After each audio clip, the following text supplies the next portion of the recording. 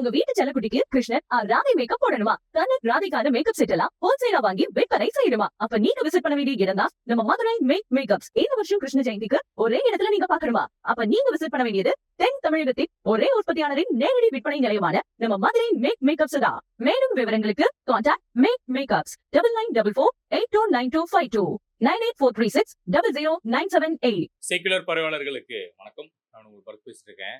தாவேக்காவுக்கு ஓட்டு போட்ட மக்களுக்கு எந்த கேண்டிடேட்டுக்கு போறோம்னு தெரியாம அவங்க ஓட்டு போட்டாங்க. ஆனா ஓட்டு வாங்கின நபர் இருப்பார்ல, இப்ப சட்டமன்ற உறுப்பினராகவும் அமைச்சராகவும் இருக்கக்கூடிய ஸ்ரீகாந்துக்கு நம்ம எந்த தொகுதியில் நின்று ஓட்டு வாங்கி ஜெயிச்சோன்னே தெரியாம அனிதா ராதாகிருஷ்ணன் அவங்க வெற்றி பெற்ற தொகுதியில போயிட்டு இவரு நன்றி சொல்லிக்கிட்டு இருக்காரு.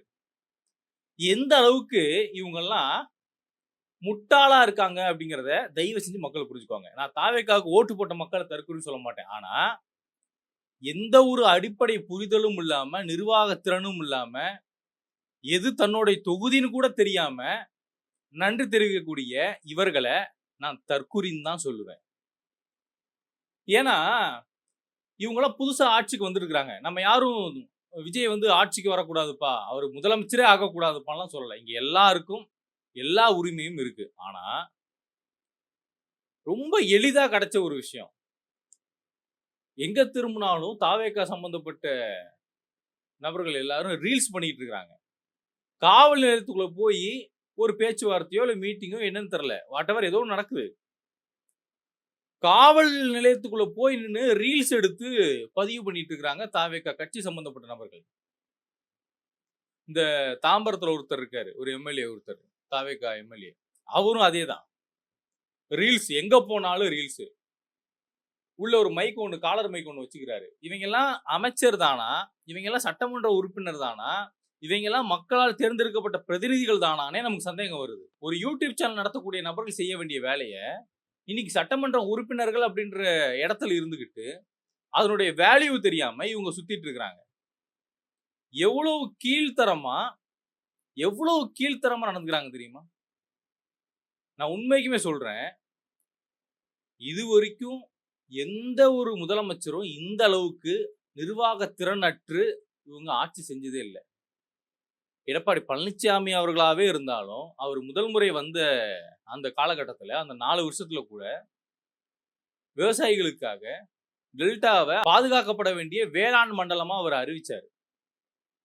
அந்த பக்கம் ஸ்டாலின் அவர்கள் இந்த 5 ஆண்டுல நிறைய நலத்திட்டங்கள்லாம் கொடுத்துருக்குறாங்க. நம்ம இல்லைன்னா சொல்லக்கூடாது, மறுக்கலாம் கூடாது, பொய்யெல்லாம் சொல்லிக்கிட்டு இருக்கக்கூடாது. ஆனா அது முறையா செயல்படுத்தினாங்களா, அதுல முறைகேடு இல்லாம அவங்க செயல்படுத்தினாங்களான்னு கேட்டோம்னா அது கேள்விக்குறிதான்.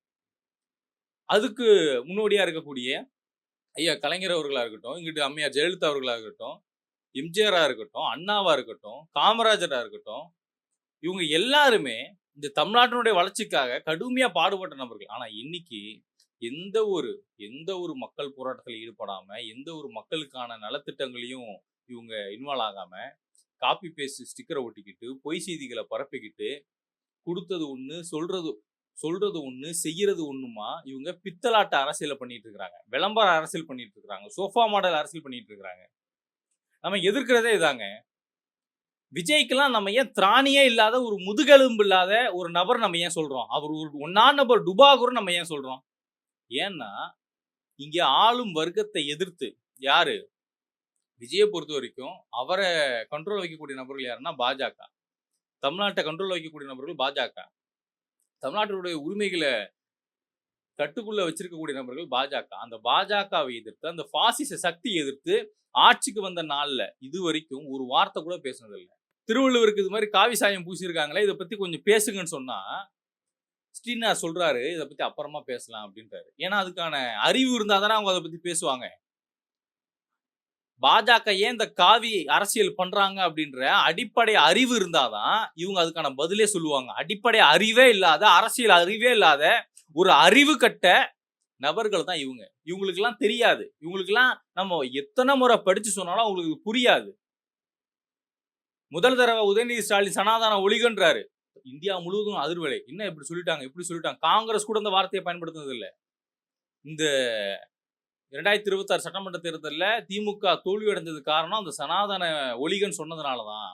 அப்படின்னு எல்லாருமே வீடியோலாம் பதிவு பண்ணாங்க நிறைய பேர். ஆனா முதல் நாள் சட்டமன்றத்துல உதயநிதி ஸ்டாலின் அவருடைய உரையை முடிக்கும்போது சனாதனம் ஒழிகன்னு சொல்லிட்டு முடிக்கிறாரு. சனாதனத்துல நல்லதும் இருக்கு, கெட்டதும் இருக்கு. நம்ம கெட்டதை தான் எதிர்க்கிறோம். என்ன கெட்டது? நீ வர்ணாசிரம அடிப்படையில மனிதர்களை சமமா மதிக்காம பாகுபாடோட பிரிச்சு வச்சுக்கிட்டு இங்க ஒரு செட் ஆஃப் பீப்புள் மட்டும் அதிகாரத்துல உட்காந்துக்கிட்டு ஆளும் மிருகத்துல உட்காந்துக்கிட்டு மற்றவனெல்லாம் கேவலப்படுத்திக்கிட்டு கொச்சப்படுத்திக்கிட்டு அவனுக்கு சில தவறான பெயர்களை அவனை குறிப்பிட்டு நீண்ட நெடுங்காலமா வரலாற்றுல நீண்ட நெடுங்காலமா இந்த விஷயத்த பண்ணிட்டு இருக்கிறாங்க. அதை எதிர்த்து நம்ம நிக்கணும். நம்ம நின்றுதான் ஆகணும். இன்னைக்கு தாவேகா தொண்டர்கள் நம்ம எல்லாரும் தற்கூரின்னு சொல்லிக்கிட்டு இருக்கோம். ஆக்சுவலா நம்ம அப்படி சொல்லக்கூடாது. ஏன்னா அவங்க இந்த அளவுக்கு ஒரு ஒரு அடிப்படை அரசியல் அறிவு இல்லாம இருக்காங்கன்னா அது காரணம் நீங்க. அதான் உண்மை. நம்மளை இதுக்கு முன்னாடி ஆண்ட கட்சிகள் தான். அரசியலே பேசக்கூடாதுன்னு சொன்னோம்னா அவனுக்கு வேற என்ன பண்ணுவான்? என்டர்டைன்மெண்ட்டுக்குள்ள போவான், பொழுதுபோக்கு நோக்கி போறான். அங்க போய் அதுலயே மூழ்கிடுறான். தனக்கான தலைவனை பொழுதுபோக்கு தளத்துல போய் தேடுறான். மக்களுக்காக குரல் கொடுக்கக்கூடிய, இந்த மண்ணுக்காக குரல் கொடுக்கக்கூடிய, இந்த உரிமையை மீட்கணும்னு சொல்லி குரல் கொடுக்கக்கூடிய யாருமே இவன் கண்ணுக்கு தெரியாது. ஐயா நல்லக்கண்ணு அவர்கள் பத்திலாம் இவங்களுக்கு தெரியுமா தெரியாதா நமக்கு தெரியாது. எத்தனை பேருக்கு நல்லக்கண்ணு ஐயா அப்படின்னு ஒரு நபர் இருக்காங்க அப்படின்றதே இவங்களுக்கு தெரியுமானே நமக்கு தெரியாது.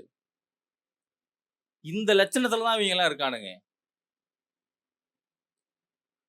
இங்க பிரச்சனை என்னன்னா நம்ம எல்லாரும் இவனுங்களை தற்கூரின்னு சொல்லி ஒரு என்டர்டைன்மெண்ட் போர்ஷனுக்குள்ள போய் உட்காந்துக்கிட்டு நம்மளே ஒரு பிளவு ஏற்படுத்திட்டு இருக்கிறோம்.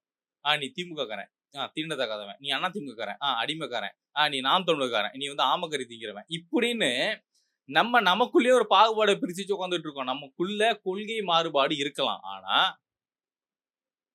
எல்லாருமே ஒரே நோக்கத்துல தானே இருக்கீங்க, மக்களுக்கு நல்லது செய்யணும்னு. இன்னைக்கு ஒரு பேராபத்து நம்மளை சுத்தி நிக்குது, சூழ்ந்து நிக்குது. இன்னைக்கு அந்த பேராபத்தை எதிர்க்கிறதுக்கு, அந்த ஆபத்தை உணராம ஆதரிக்கக்கூடிய நபர்களை காப்பாத்துறதுக்கு நம்ம யாருமே இன்னும் ஒண்ணு சேரவே இல்லை. நம்ம எல்லாரும் என்ன பண்ணிட்டு இருக்கிறோம்? திமுக நீ இதை பேசலாமா? நீ யோக்கியமா? நாம் தமிழர் நீங்க அன்னைக்கு ஒரு மாதிரி பேசுறீங்க, இப்போ ஒரு மாதிரி பேசுறீங்க, நீங்க எல்லாம் பேசலாமா? அண்ணா திமுக நீங்க என்ன இப்படின்னு எப்படி சாதி பார்த்து நம்ம ஒரு பிரிவினையை ஏற்படுத்தணுமோ இப்ப கட்சி பார்த்து ஒரு மிகப்பெரிய பிரிவினையை நம்ம ஏற்படுத்திக்கிட்டு இருக்கிறோம். இது எவ்வளவு பெரிய பேராபத்துன்னு இங்க இருக்கக்கூடிய நபர்கள் யாருக்குமே புரிய மாட்டேங்குது. தாவேக்காரன் இன்னைக்கு அதிகாரம் கையில கிடைச்சிருச்சுன்னு சொல்லி ஆணவத்துல திமிருல பல இடங்களை அராஜகம் பண்ணிட்டு இருக்கிறானுங்க. சென்னை திருவொற்றியூரில் ஒண்டிக்குப்பம் பகுதியில் கடலோர பாதுகாப்பு மண்டலத்திற்கு சொந்தமான இடத்தை ஆக்கிரமித்து வைத்துள்ளதாக கேள்வி எழுப்பியவரை தமிழக வெற்றிக் கழகத்தினர் தாக்கியதாக காவல் நிலையத்தில் புகார் அளிக்கப்பட்டது. கடலோர பகுதியில ஒரு இடம் இருக்கு. அந்த இடத்தை ஆக்கிரமிச்சு தாவேக்கா அலுவலகம் கட்டுறதுக்காக இவங்க ஆக்கிரமிப்புல ஈடுபட்டு இருக்காங்க. தாவேக்கா கும்பல் அதை தட்டி கேட்டு அதை அதிகாரிகிட்ட புகாரா கொடுத்த ஒரு நபரை கொடூரமா தாக்கியிருக்கானுங்க. இந்த செய்தியெல்லாம் எந்த ஊடகத்திலையும் பேசுபடு பொருளா மாறவே இல்லை. எனக்கு தெரிஞ்சு ஒரு சில செய்தி ஊடகத்துல மட்டும் தான் இது பதிவாயிருக்கு, வேற எதுலையுமே வரல.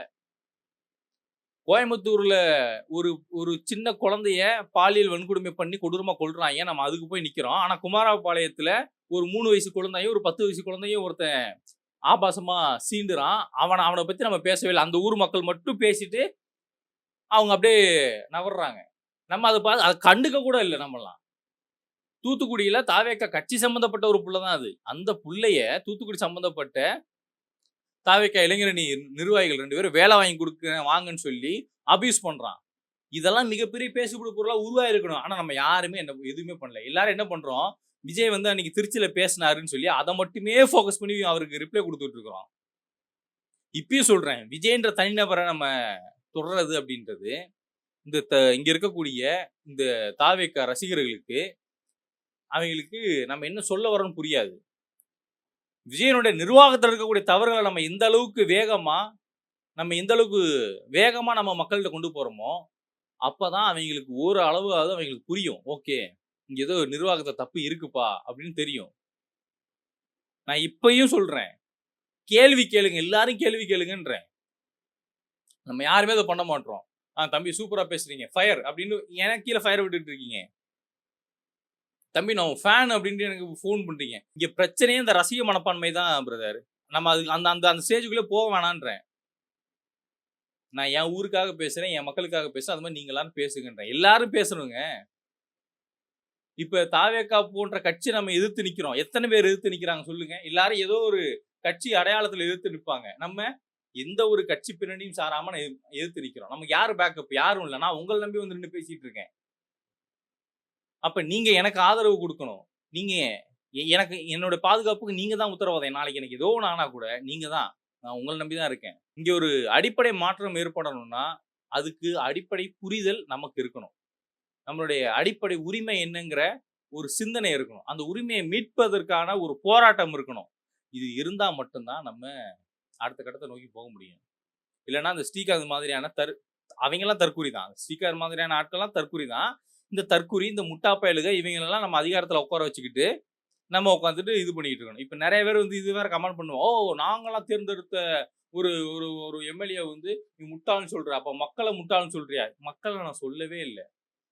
மக்களை நான் முட்டாள்னே சொல்லல. மக்களுக்கு உங்களுக்கு பிடிச்சது ஓட்டு போட்டீங்க, அது உங்க உரிமை. ஆனா நான் எந்த தொகுதியில நின்னேன், நான் எந்த தொகுதியில நின்று ஜெயிச்சேன்ற ஒரு சிந்தனையே இல்லாம ஒருத்த வந்து பக்கத்து தொகுதியில போய் நன்றி சொல்றான்னா அவன் தற்கூரியா இல்லையா? அவ்வளவுதான் கேள்வி. மக்கள் புரிஞ்சுக்கோங்க, தெரிஞ்சுக்கோங்க. என்னோட இணைந்திருக்கும் அனைத்து உறவுகளுக்கும் உங்க வீட்டு செல்லக்குட்டிக்கு கிருஷ்ணன் ராதை மேக்கப் போடணுமா? கனக் ராதிகான மேக்கப் செட் எல்லாம் ஹோல்சேலா வாங்கி விற்பனை செய்யணுமா? அப்ப நீங்க விசிட் பண்ண வேண்டிய இடம் தான் நம்ம மதுரை மேக்கப்ஸ். இந்த வருஷம் கிருஷ்ண ஜெயந்திக்கு ஒரே இடத்துல நீங்க பாக்கணுமா? அப்ப நீங்க விசிட் பண்ண வேண்டியது தென் தமிழகத்தின் ஒரே உற்பத்தியாளரின் நேரடி விற்பனை நிலையமான நம்ம மதுரை மேக்கப்ஸ் தான். மேலும் விவரங்களுக்கு கான்டாக்ட் மேக்கப்ஸ் 9944829252 98436 00978.